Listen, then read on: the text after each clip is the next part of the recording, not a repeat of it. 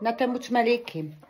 Videla som teraz veľa profilov, kde naozaj všetci bojujete s čmelíkami. Ako je to pravda, toto je obdobie pre nich. Teplo, vlhko a vtedy sa najviac držia a vtedy začínajú vyliezať títo malí zmrdíci. No tak vám poviem. My chováme sliepky už naozaj cez 10 rokov. A takisto sme si prešli touto fázou. Verte, vyskúšala som úplne všetko. Od rôznej chemie, cez kremelinu, cez dokonca dymovnice. Ale pravdu povediac, 3-4 kurníky skončili úplne v ohni. Jednoducho sme ich spálili. Najhoršie sú pritom takéto klasické kurníky, malé, kde sliepky vlastne sa na noc zatvárajú. Teraz je vo veľkej miere propagovaný ten Exolt.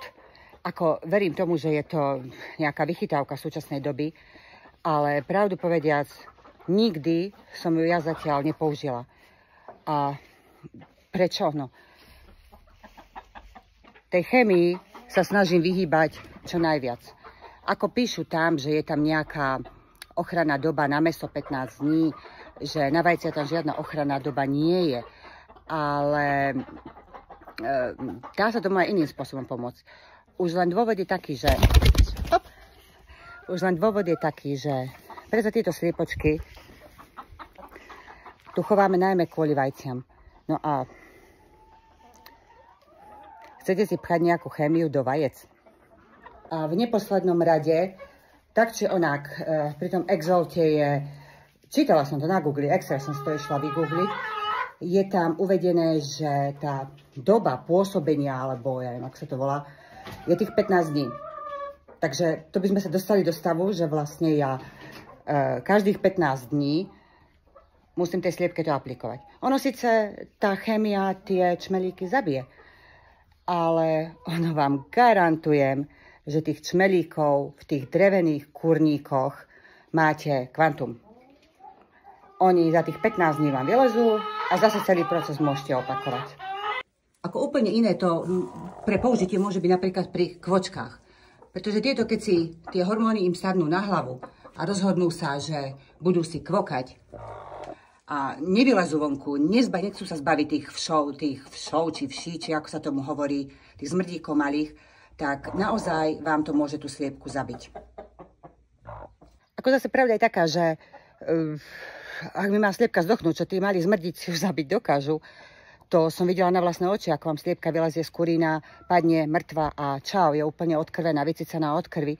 Tak potom áno, pripúšťam, jasné, treba pristúpiť aj k tej chemii, ktorá naozaj ako pomôže. Pomôže, ale je to chémia.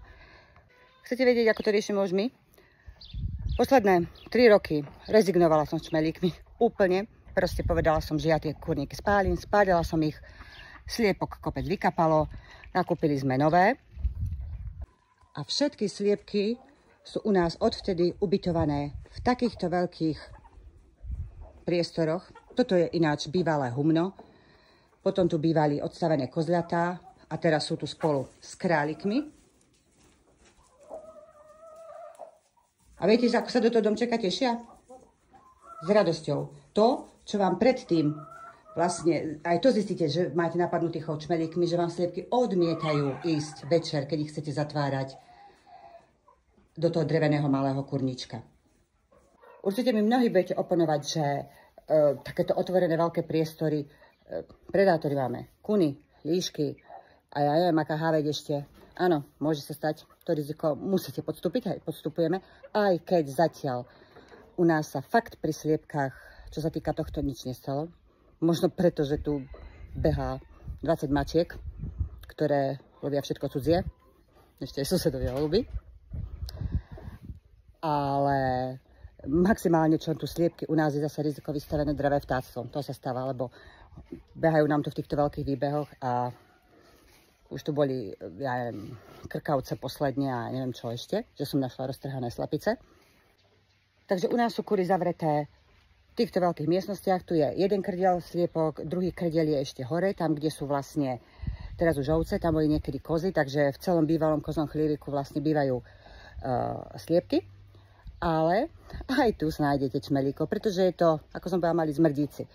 Oni vám prežijú, oni v tom dreve prežijú zimu, o nich ani neviete.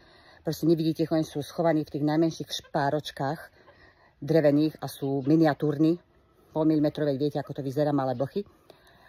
Ale teda sú a nosí ich vtáctvo divé, teda neviem, kadejaké vrabce, síkorky a tak ďalej, ktorých určite máte požehnanie pri dozbere po sliepkach.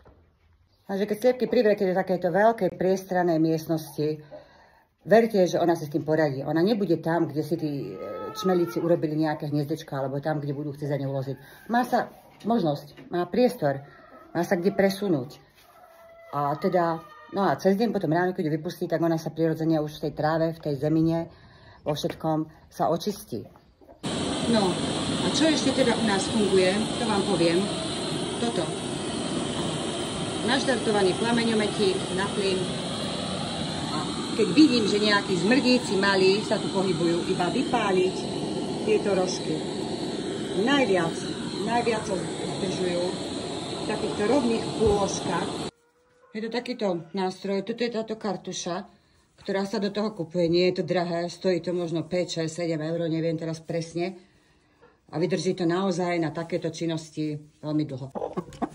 Takže ak chcete mať takéto krásne, zdravé vajíčka, ak mať obla, bez úplnej chémie, skúste porozmýšľať aj nad inými variantami.